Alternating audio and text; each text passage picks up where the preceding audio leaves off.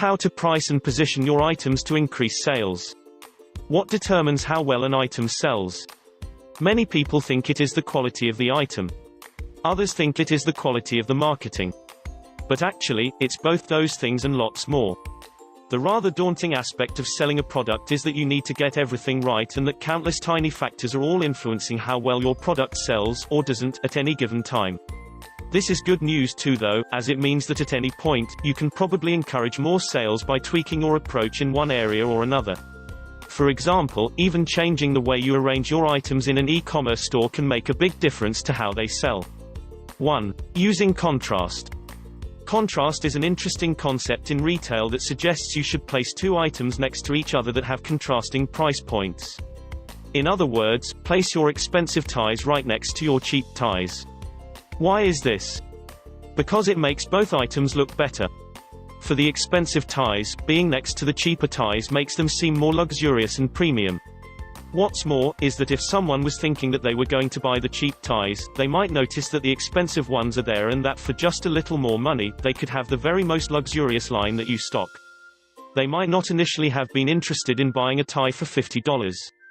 But seeing as it's only $15 more expensive than the cheap ties, why not bump up the expense and get the very best? Conversely, this now makes the cheap tie seem like an even better bargain. And if your customer is debating whether or not they should make a purchase, they can use this as a way to convince themselves.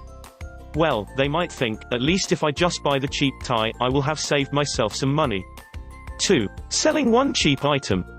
Something I always recommend is that an e-commerce store sells at least one very cheap item. This is important because when someone shops with you for the first time, they might not fully trust your service or even how secure your payments are. Thus, they won't want to spend a large amount of money and risk it not showing up.